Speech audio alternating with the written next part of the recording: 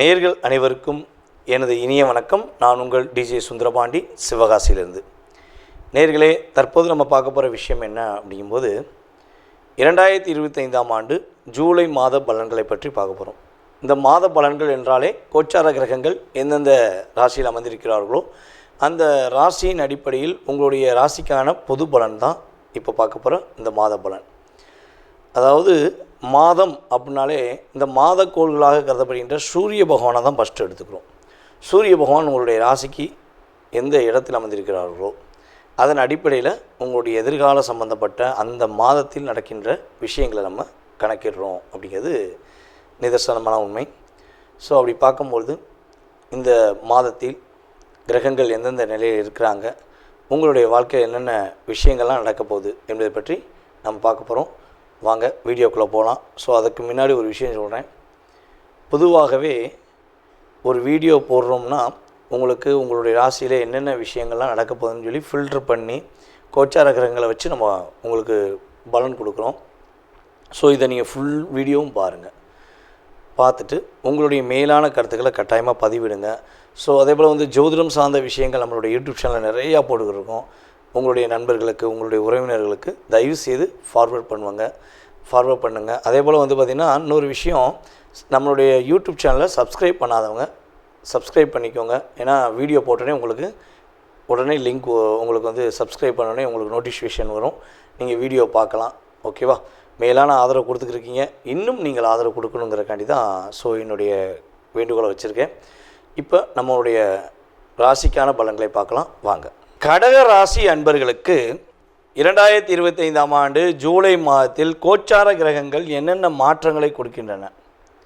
கடக ராசி தன்னுடைய வாழ்க்கையை பற்றி அதிகமாக யோசிக்காமல் பிறருடைய வாழ்க்கையை பற்றி யோசித்து பின்னாடி திரும்பி பார்க்கும்போது உறவுகள் இருக்கா, நட்புகள் இருக்கானா, இல்லைங்க நான் மட்டும்தான் இருக்கேன் அப்படின்னு சொல்லி புலம்பக்கூடிய ராசி தான் கடகராசி. இயற்கையாகவே நம்மளுடைய கடகராசி என்பர்கள் பார்த்திங்கன்னா எந்த குடும்பத்தில் பிறந்தாலும் சரி தன்னுடைய குடும்பத்தை தாங்கி பிடிக்க வேண்டும் என்ற எண்ணத்தில் வாழ்வார்கள். தன்னுடைய குடும்ப உறவுகளுக்கு அதிகமாக முக்கியத்துவம் கொடுப்பாங்க. தன்னை மதிக்காத உறவு கூட தேடி போய் உதவி செய்வாங்க. இதெல்லாம் யார் செய்வா அப்படின்னா அம்மா தான் செய்வாங்க. நல்லா யோசிச்சு பாருங்கள். நம்மளுடைய குடும்பத்தில் நம்மளை எந்த ஒரு சூழ்நிலையிலும் விட்டு கொடுக்காம நம்ம அவங்கள காயப்படுத்தியிருந்தாலோ கஷ்டப்படுத்தியிருந்தாலோ அந்த பாசத்தை காட்டக்கூடிய அற்புதமான தெய்வம் அப்படின்னா ஃபஸ்ட்டு அம்மா, ரெண்டாவது அப்பா.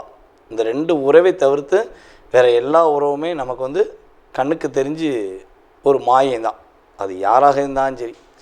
ஸோ அப்படிப்பட்ட தாய் உள்ளம், தாய் மேலே அதிக பாசம் எந்தளவுக்கு ஒரு அன்பு வைக்கிறாங்களோ அதேபோல் மற்றவர்கள் மீதும் அதிக அன்பை வைக்கிற எண்ணம் தான் உங்களுக்கு இருக்கும்.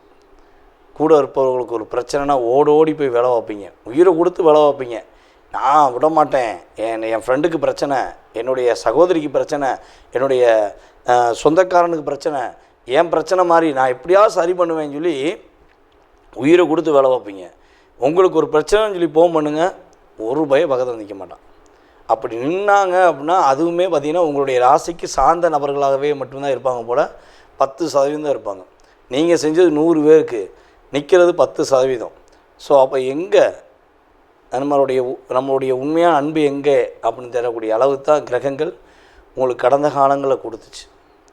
அதுவும் இந்த 2.5 வருஷம் கடகராசியை கரும்பை எப்படி மிஷினுக்குள்ளே விட்டு ஜூஸை அப்படியே புழிஞ்சிட்டு சக்கையை போட்டு வெளியே போட்டாங்களோ அதே மாதிரி தான் இப்போ நம்மளுடைய கடகராசி என்பர்களை தன்னுடைய தேவைகளுக்கு பயன்படுத்திட்டு ஒரு வேண்டாத ஒரு உறவாக வெளியே தூக்கி போட்டாங்க. அப்படி தான் நீங்கள் கஷ்டப்பட்டீங்க, கவலைப்பட்டீங்க.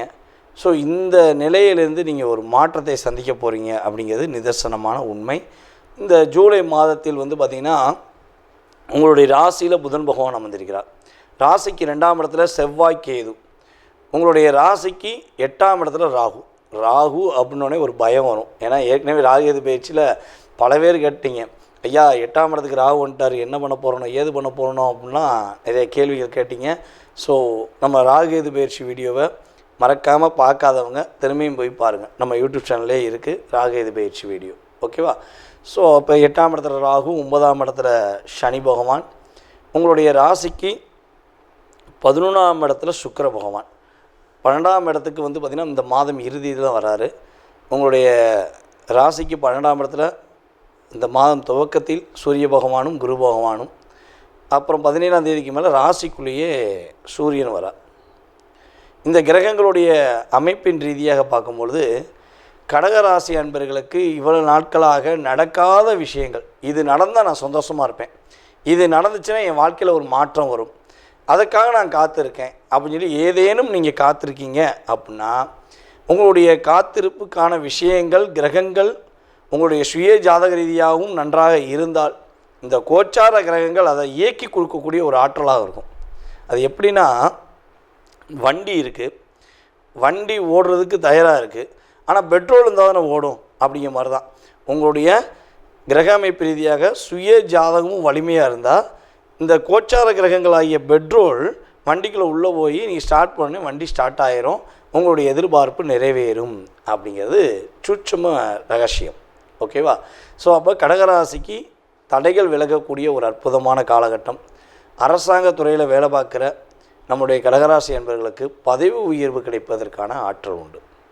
நீங்கள் ஏதாச்சும் ஒரு பதவி உயர்வுக்காக காத்திருக்கீங்கன்னா இந்த மாதம் உங்களுக்கு பதவி உயர்வை ஏற்படுத்தி இருக்கக்கூடிய சூழ்நிலை. அரசாங்க வேலைக்கு முயற்சி எடுக்கிறீங்க, கடகராசிக்காரங்க அரசாங்க வேலைக்கு முயற்சி எடுக்கிறீங்கன்னா இந்த ஜூலை 17ஆம் தேதிக்கு முன்னாடி அரசாங்க வேலைக்கு எதுவும் எழுத போகிறீங்கன்னா உறுதியாக என்ன பண்ணணும்னா தினமும் சூரிய நமஸ்காரம் பண்ணணும். இந்த மாதத்துலேருந்து சூரிய நமஸ்காரம் நீங்கள் பண்ணிக்கிட்டே இருக்கணும். பண்ணிக்கிட்டே இருந்து நீங்கள் எக்ஸாம் எழுத போனீங்கன்னா கட்டாயமாக மறந்துடும் நீங்கள் நினச்ச விஷயம் கூட மறக்காமல் நல்லபடியாக ஆகிட்டு வருவீங்க. ஜூலை 17க்கு அப்புறம் ராசிக்குள்ளேயே சூரியன், அதாவது உங்களுடைய ராசிக்கு 2ஆம் இடத்த அதிபதி தான் சூரிய பகவான். எப்போவுமே சூரியன் 2ஆம் இடத்துல இல்லை சூரியன் 10ஆம் இடத்துல யாருக்கெல்லாம் அமர்ந்திருக்கோ அவங்களுக்கு அரசாங்கம் சார்ந்த நபர்களுடைய உறவுகள் அல்லது அவர்கள் சார்ந்த விஷயங்கள்லேருந்து பணம் கிடைக்குங்கிறது நிதர்சனமான உண்மை. ஆகவே உங்களுடைய ராசிக்குள்ளேயே உங்களுடைய ராசிக்கு 2ஆம் இடத்த அதிபதி அமர்ந்தோடனே நீங்கள் எக்ஸாமில் உறுதியாக பாஸ் ஆவீங்க அப்படிங்கிறது உண்மை. தன்னம்பிக்கையோடு போய் எழுதுங்க, உங்களால் முடியும். அதாவது இன்னுமே இந்த வாழ்க்கை உங்களுக்காக வாழ போகிறீங்கன்னு நினச்சிட்டு எழுதுங்க, கட்டாயமாக பாஸ் பண்ணுவீங்க. அதே போல் வந்து பார்த்திங்கன்னா ஷேர் மார்க்கெட்டில் பணம் அதிகமாக போட்டு இழந்துட்டேன் அப்படின்னு நினைக்கிற நம்மளுடைய கடகராசி என்பர்கள் கொஞ்சம் ஷேர் மார்க்கெட்டில் கொஞ்சம் லாபத்தை பெற முடியும். ஆனால் என்னென்னா செவ்வாயும் கேது 2ஆம் இடத்துல உட்காந்துருக்கனால ஓரளவுக்கு வருமானம் வரும். அதுக்காண்டி கொஞ்சம் வருமானம் வந்தோடனே நீங்கள் அதிகமாக கடன் வாங்கி போட்டிங்கன்னா மாட்டிக்கிடுவீங்க. ஏன்னா ராகு 8ல் உட்காந்துருக்கார், ஷேரில் ஒரு ஏற்றத்தை கொடுப்பார். ராகு திடீர்னு நம்மளு சடக்குன்னு இறக்கி விட்ருவார், கேது 2ஆம் இடத்துல உட்காந்துருக்கனால. ஸோ கொஞ்சம் கவனமாக நீங்கள் உங்களுடைய செயல்பாடுகளை செயல்படுத்தணும் அப்படிங்கிறது கோச்சார கிரகங்கள் ரீதியாக நம்ம சொல்லக்கூடிய முக்கியமான விஷயம். இழுபறியாக இருந்த விஷயங்கள் கூட இனிமேல் வெற்றி கிடைக்கும். நம்முடைய கடகராசி பெண்களுக்கு தன்னுடைய வாழ்க்கையில் மனசுக்கு பிடிச்ச மாதிரி ஒரு லைஃப் கண்டிப்பாக அமைய போகுது. அதே போல் கடகராசியில் யாரேனும் லவ் பண்ணிக்கிருக்கீங்க அப்படின்னா காதலில் வெற்றி பெறுவதற்கான வாய்ப்பு உண்டு, காதல் கனிவதற்கான வாய்ப்பு உண்டு, காதலை சொல்வதற்கான வாய்ப்பு உண்டு, காதலில் மறுபடியும் இந்த மாத எண்டுக்குள்ளே பிரச்சனையை சந்திப்பதற்கான வாய்ப்புகளும் உண்டு. அது முக்கியம். ஏன்னா சுக்கிரன் 11ஆம் இடத்துல அமர்ந்திருக்கிறார், சுக்கிரன் 12ஆம் இடத்துக்கு வந்துடுவார். ஸோ அப்போ மாத இறுதியில் கடகராசிக்காரங்க காதல் சம்மந்தப்பட்ட விஷயங்கள் ரொம்ப ரொம்ப ரொம்ப கவனமாக இருக்கும். கடகராசி பெண்களுக்கு, குடும்ப பெண்களுக்கு தன்னுடைய மாமனார் மாமியார் தன்னுடைய கணவருடைய வீட்டார்கள் அனைவருமே இனிமேல் மதிப்பை கொடுப்பாங்க, ஒரு அங்கீகாரத்தை கொடுப்பாங்க. இவ்வளோ நாட்களாக உங்களை காயப்படுத்தி வந்த கஷ்டப்படுத்தி வந்த அந்த உறவுகள் அனைத்தும் உங்களுடைய உண்மையான அன்பை புரிந்து கொண்டு உங்களுடைய திறமையை புரிந்து கொண்டு அவங்க கொஞ்சம் தள்ளி நின்று உங்களுடைய பாதையை அமைச்சு கொடுப்பதற்கான வாய்ப்பு உண்டு. ஸோ அவங்களே தள்ளி நிற்கிறனாலும் அவங்கள தள்ளி விடுறதுக்கு ஒரு நபர் வருவாங்க. உங்கள் உறவுலே ஒரு நபர் வருவாங்க, அவங்கள தள்ளி நில்லுங்க, அந்த பிள்ளை நல்லா இருக்கட்டும் அப்படின்னு வார்த்தைகளால் சொல்லுவாங்க. உங்களுக்கு பெரியவர்களுடைய ஆசீர்வாதம் கிடைக்க போது உங்களுடைய அப்பா வீட்டு வழி உறவுலேருந்து ஒரு மாற்றத்தை சந்திக்கக்கூடிய அளவுக்கு ஒரு அன்பான ஒரு பாசமான செயல்பாடுகள் உங்களுக்கு நடக்க போகுது என்பது நிதர்சனமான உண்மை. வம்பு வழக்கு கடன் பிரச்சனைகள் மீள்வதற்கான வாய்ப்புகள் இந்த மாதத்தில் அதிகமான வாய்ப்பு இருக்குது. முயற்சி எடுங்க. ஒரே ஒரு விஷயந்தான், கடகராசிக்காரங்க செவ்வாயும் கேது உங்களுடைய ராசியில் 2ஆம் இடத்துல அமர்ந்திருக்கிறார், ராகு 8ஆம் இடத்துல அமர்ந்திருக்கிறார். வண்டியில் போகும்போது ரொம்ப கவனமாக போங்க. பெண்கள் வந்து வண்டியில் போகும்போது மேக்ஸிமம் வந்து பார்த்திங்கன்னா ஃபோன் பேசிக்கிட்டே போகிறது, அப்புறம் ஷாலை வந்து கொஞ்சம் கவனமாக போட்டு போங்க. ஏன்னா இதெல்லாம் நம்ம கண்ணுக்கு நேராக பார்க்குறோம். பெண் குழந்தைகள் பாதிப்படைகிறத பார்க்குறோம். ஸோ அதனால் கடகராசி பெண்கள் உண்மையாகவே கொஞ்சம் கவனமாக போகணும். அதேபோல் வந்து பார்த்திங்கன்னா வண்டி ஓட்டும் போதும் சரி, வண்டியில் போகும்போது உங்களுடைய உடைமைகள், உங்களுடைய ஆடைகள் எல்லாமே கொஞ்சம் கவனமாக பார்த்து கரெக்டாக ஓட்டி போனீங்கன்னா பாதிப்பு கிடையாது. அதேபோல் யாருக்காச்சும் போய் வாக்கு கொடுக்கறது நிப்பாட்டிங்க. இந்த மாதம் வந்து கடகராசிக்காரங்க நான் முடித்து கொடுக்கேன், நீங்கள் கவலைப்படாதீங்க, உங்கள் கஷ்டம் என் கஷ்டம் மாதிரின்னு மட்டும் சொல்லிடாதீங்க. சொல்லிட்டீங்கன்னா உங்கள் கஷ்டத்தை விட அவங்க கஷ்டம் உங்கள் மேலே ஏறி உட்காந்து உங்களை கஷ்டப்படுத்திடும். ஸோ நீங்களாக இருங்க, உங்களுக்கான வாழ்க்கையை அமைச்சுக்கோங்க. அற்புதமான மாதமாக இருக்குது. பொருளாதார விஷயங்களுக்குரிய லாபத்தை சந்திக்கக்கூடிய மாதம். இந்த மாதம் உங்கள் பொருளாதாரத்தை உங்கள் வீட்டில் வைங்க. வேறு யாருக்காக கொடுத்துட்டிங்கன்னா அந்த பொருளாதாரம் திரும்ப வராதுங்கிறது கோச்சார கிரகங்கள் குறிப்பின்ற ஒரு மேன்மையான கருத்து. கரெக்டாக கவனமாக இருங்க. வெற்றி உண்டு, மகிழ்ச்சி உண்டு. நேர்களே, தற்போது நீங்கள் பார்த்த விஷயங்கள் உங்களுடைய ராசிக்கான பொது பலன்களே. இது வந்து உங்களுடைய வாழ்க்கையில் 20% உங்களுடைய வாழ்க்கையில் மாற்றத்தையும் ஏற்றத்தையும் கொடுக்கக்கூடிய விஷயமாக இருக்கும். ஸோ இதை தாண்டி உங்களுடைய மனசில் நிறைய கேள்விகள் இருக்கலாம். வீடு கட்டுறதுலேருந்து, கல்யாணம் முடிக்கிறதுலேருந்து, கடன் பிரச்சனையிலேருந்து, உடல் ஆரோக்கியத்திலேருந்து, ஸோ எக்ஸட்ரா இந்த மனிதனுடைய கேள்விகளுக்கு அளவே கிடையாது. அப்படிங்கிற மாதிரி உங்களுடைய மனசில் நிறைய கேள்விகள் இருக்கலாம். ஸோ இந்த கேள்விக்கான பதிலை இந்த வீடியோவில் நம்ம முழுமையாக பார்க்க முடியுமானா 100% கிடையாது. ஏன்னா இது பொது பலன். இப்போ ஒரு ராசி எடுத்துக்கிட்டோம்னா அந்த ராசியில் 1 கோடி பேர் இருக்காங்கன்னா 1 கோடி பேருக்குமே இது பெரிய விஷயமாகுமானா கிடையாது. ஓகேவா? ஸோ அப்போ உங்களுடைய சுய ஜாதகம், உங்களுடைய லக்னம், உங்களுடைய கிரக அமைப்பு ரீதியாக உங்களுடைய நட்சத்திரம், உங்களுடைய ராசியின் அடிப்படையில், அதே போல் உங்களுடைய தசா புத்தி அடிப்படையில் இப்போ உங்களுக்கு என்ன தசா நடக்குது, என்ன புத்தி நடக்குது, ஸோ கடந்த காலங்களில் உங்களுக்கு என்னென்ன நடந்திருக்கும், எதிர்காலத்தில் என்ன நடக்க போகுது அப்படிங்கிறத மிக துல்லியமாக தெரிஞ்சுக்கணும்னு நீங்கள் விருப்பப்பட்டால் கீழே உள்ள நம்பருக்கு நீங்கள் என்ன பண்ணுங்கன்னா மேக்ஸிமம் வாட்ஸ்அப்பில் எஸ்எம்எஸ் போட்டு விடுங்க.